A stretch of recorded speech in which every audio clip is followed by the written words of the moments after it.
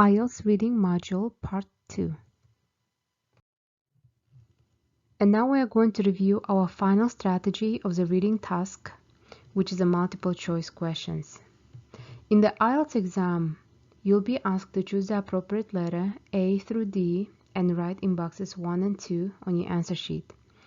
However, sometimes you can be asked a question and have only 3 options like A, B, and C. When you're completing a particular task, make sure to scan the reading passage looking for the words, dates, or phrases in the multiple choice options. Then you need to read the sentence where these keywords are found. Also make sure you ask yourself the following question. Does the sentence answer the question? Remember that the keywords may be a synonym, antonym, or paraphrase of the correct answer. So you might find the answer. So you might not find exactly the same words in the passage, but it can be a paraphrase, in other words. Remember, you need to read the questions and try to guess the answer. So do not start looking for the answers without trying to answer them first. So make sure you read the question, then look at your options and try to pick one, and then go back to your passage and try to scan the passage for the keywords in the answer option. Always make sure you circle the keywords when you find them. And remember, the answers to the questions are in sequence.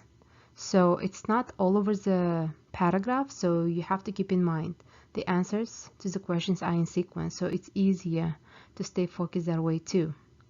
The answer to the first question is the first paragraph of the passage, in other words, and the answer to the second question follows that as well. And here we have an example about multiple choice questions, and we are given questions 10 through 12 where we have to choose the appropriate letters A, B, C, or D. Sometimes actually it can be only 3 options, A, B, C. Alright, let's go ahead and review what we have. So for example, we have 2 statements and 1 question. And number 10 states the following. Research completed in 1982 found that in the United soil erosion, and we have 4 options. A, reduce the productivity of farmland by 20%. B, was almost as severe as in India and China. C, was causing significant damage to 20% of farmland. And D, could be reduced by converting cultivated land to meadow forest. So for example, when you are completing this type of task, it is important that you circle the keywords. And keywords we have in our statements are 1982, United States, soil erosion. So all the words are quite important, but the keywords probably will be 1982, United States. So when you're going back to your passage, you have to look for this, for these 2 words especially. And you also have different choices. So for example, in A, reduced the productivity farmland by 20%.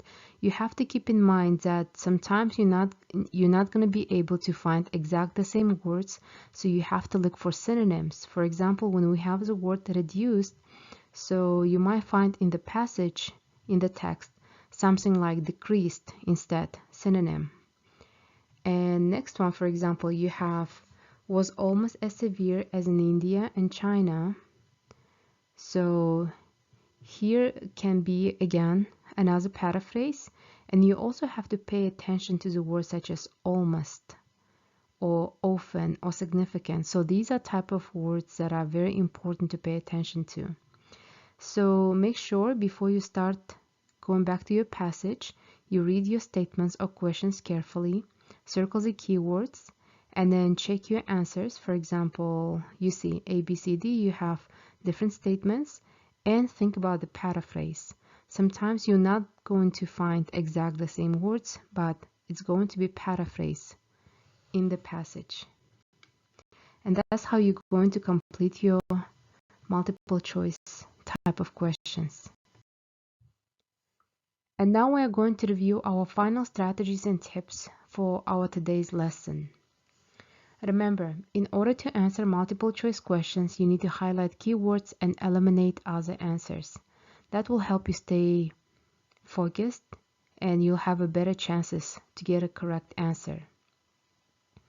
Also, to answer the question that asks you to classify information, you need to use a highlighter to identify the character of different categories in the text. Also, in order to complete tables, summaries, and flowcharts, make sure you do not use more than the number of words allowed for you to write. And remember that contractions are not used when word limits are given. And finally, make sure that you have a general understanding of the passage before you starting to complete your flowcharts and tables. We are going to review our final recap for the reading portion of the test. Remember, when you classify information, you need to determine what characteristics distinguish one item from another. Next, you have to identify two items that are being compared and mark them differently. For example, you can circle one of the items and you can underline the next one or the other one. And also make sure when you complete your summaries, they have to be grammatically correct.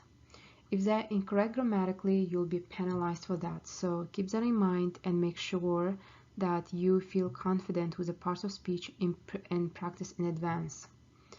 Also remember, before completing multiple choice questions, you have to make sure to highlight the keywords because it can help you to stay focused and engaged.